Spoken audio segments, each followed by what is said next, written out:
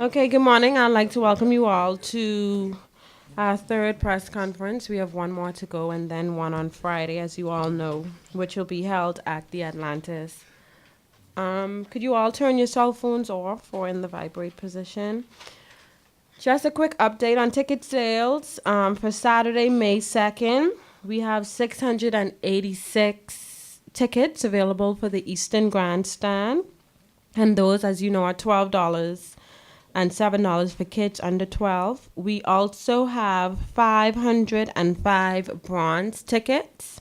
Those are the $35 tickets. And we have 1,934 bleachers seats available, and those are for 25. As of for Sunday, we have Eastern Grandstand is sold out. The only thing available is the bleachers, and we have 1,819 of those. Also, we have an interview with the French team at the warm-up track at 6:30 today. Belize is at 7, and Dennis Mitchell, head coach of the U.S. relay team, is at 4 p.m. today. So anyone wanting to do interviews, those are the times available today.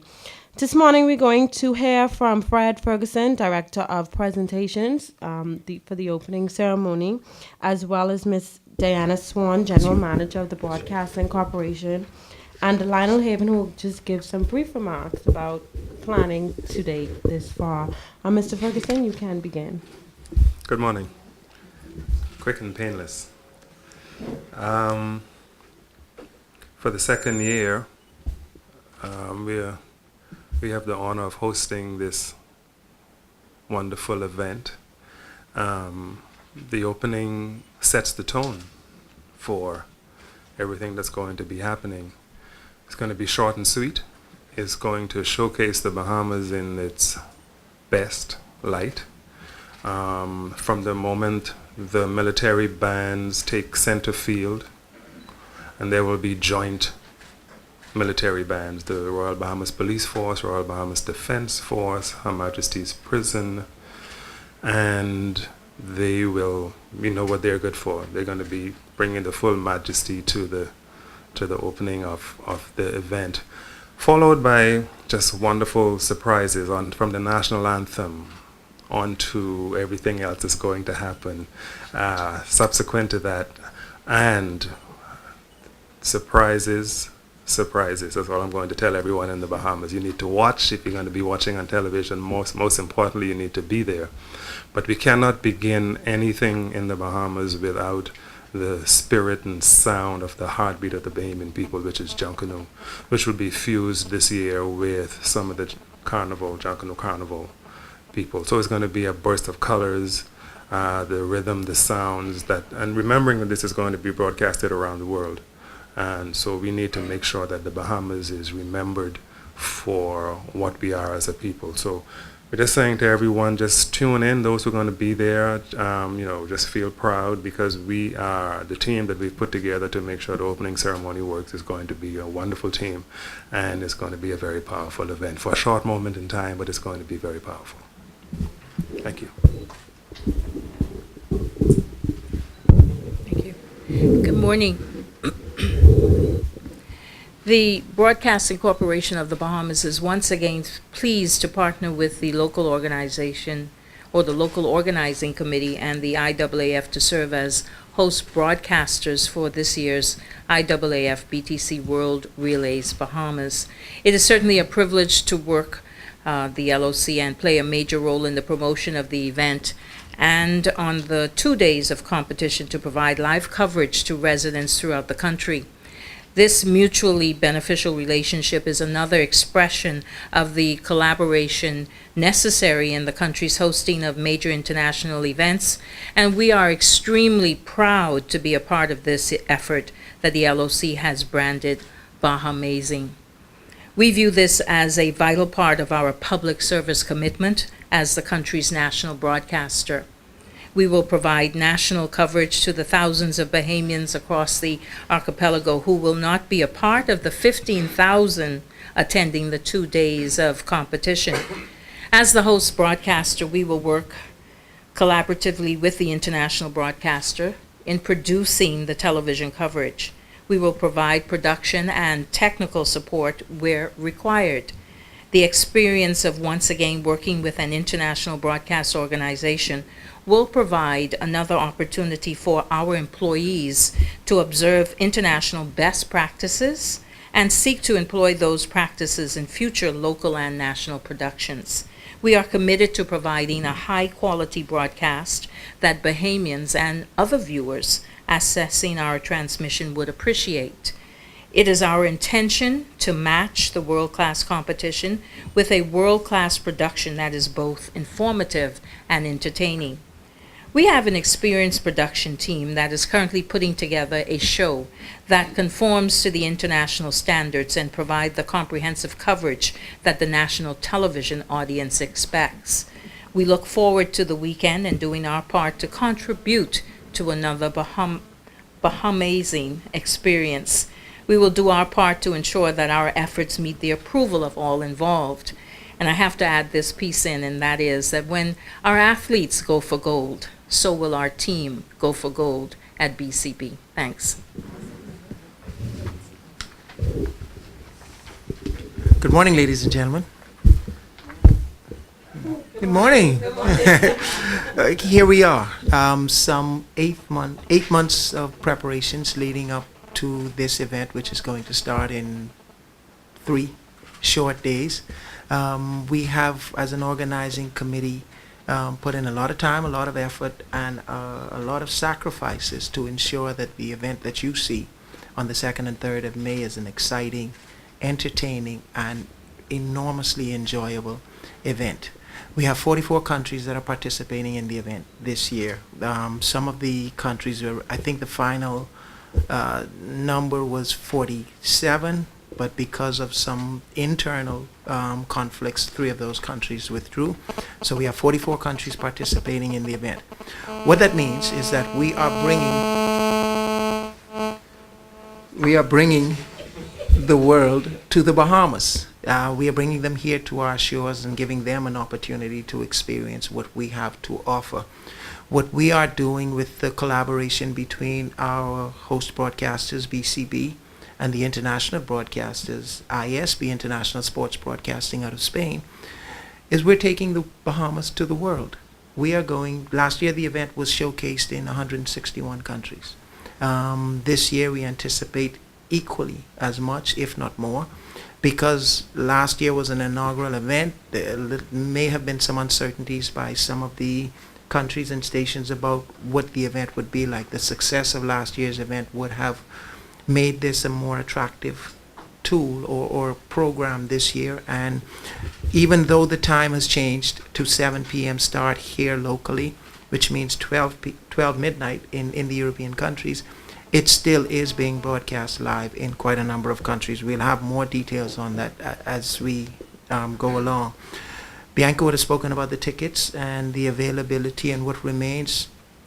If at all possible, come on out and get your tickets. Buy your tickets. Let's ensure that you have a seat for the show. Fred's promised us a fantastic show from what I've heard and from what I've seen on paper. It is going to be absolutely just that. Our event presentation team from the IAAF is here, and they are planning to ensure that this event starts at 7, runs exactly on time, and will be concluded exactly on time. Don't be late. Beyond that, our marketing team has put together a fantastic presentation prior to the event, the marketplace, where some of our sponsors will be in early, and they will have samples to give away. They will be able to talk about and show their products. But beyond that, we are going to provide entertainment for persons that come early. So we want to make it a festive occasion.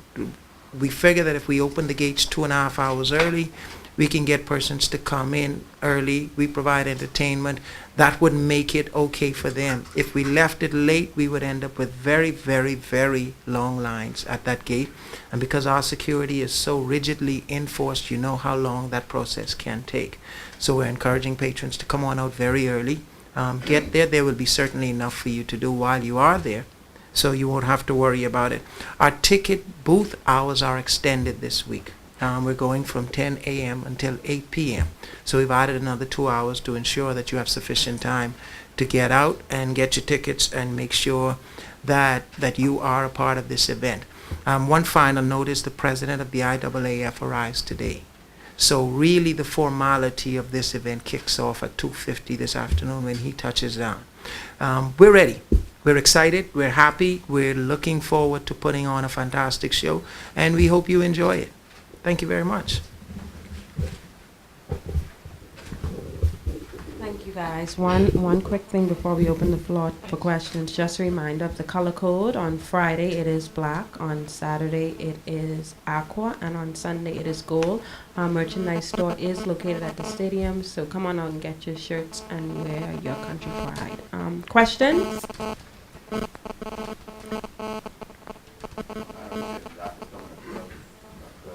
$250.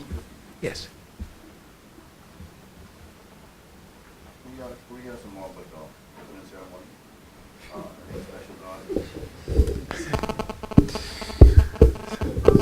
Just trying to get past that. IAAF, unlike the Olympics, the opening is pretty much ritualistic, but that doesn't take away the room for the Bahamas, or I guess any host country, to showcase a bit of what they are. So the opening ceremonies are, as Lionel said, just like everything else, run extremely tight with time, because the fact that we're broadcasting around the world and international television, we're down to the second. So that's one of the challenges I have now, is trying to ensure that everything, I know Junkanoo, for example, you have problems containing Junkanoo and everyone gets in that spirit. So one of the things we need to ensure happens is that everything works very much to the second. So with that in mind, whenever we're going to present within that short space of time, need to be powerful, to the point, beautiful, representative of who we are as a people. And there's, like I said earlier, there's no better way to do that than with Junkanoo, except that, if once we could contain that time factor, we're going to be fine with Junkanoo.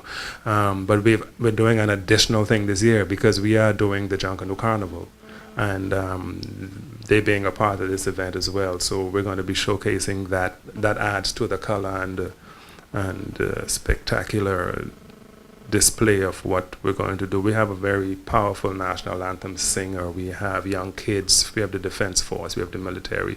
All of those things that we can squeeze into that short space of time that we have. And like I said earlier, there will be some other surprises I can't talk about now. But you just need to be there, watch your television. Don't blink.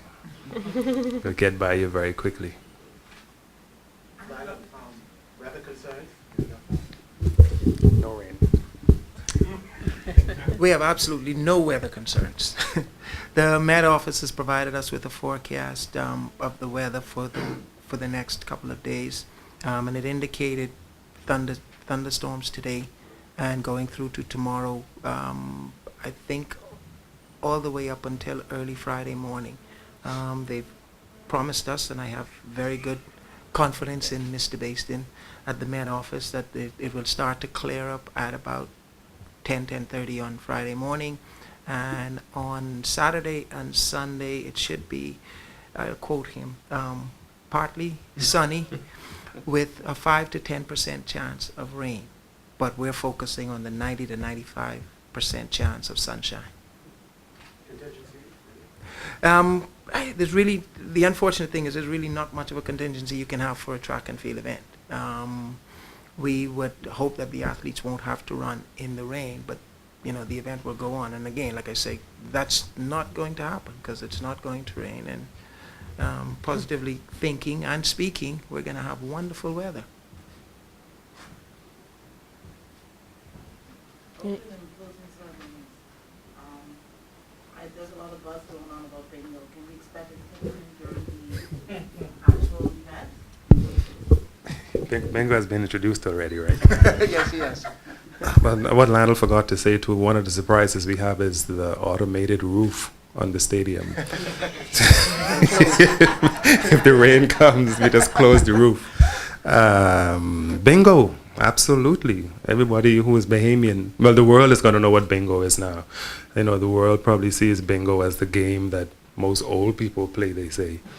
But when we shout bingo here, that's a ring play thing. And everybody who was young and island enough to remember Farmer Brown did have a little dog, and his name was Bobby Bingo. So Bingo will be present. Bingo will be active. Bingo will be seen everywhere. We hope he don't get in the way of the athletes, but he is a very energetic, tick-free pot cake, and very well designed. And so yes, Bingo will be there, and I'm sure the Bahamians will be able to identify and be proud to know that we try in every which way to showcase everything. The only thing we don't have is the pot with the peas and rice on the field, and that will probably come next year. So bingo will be featured in Pittsburgh. Bingo will be featured everywhere, so you could just know. And he don't have any small pot cakes yet. It could just be one, no little bingos yet. Maybe next year we could do that if we find a bingoette for him. But yeah, Bingo will be Bingy. represented. Bingy. Bingo will be represented everywhere. Any further questions? Well, if there aren't any questions, we'll see you guys tomorrow at 10 a.m. It's not 11 tomorrow, it's 10 a.m. And that is with Team Bahamas and the minister. So right here, same place, 10 a.m. And don't forget the interviews this afternoon, 6:30 front team. Belize is at 7, and Dennis Mitchell, head coach of U.S. Relays team, at 4 p.m. warm-up track. Okay, don't move. They want a photo, guys. You said you had the crew. Now we go into some.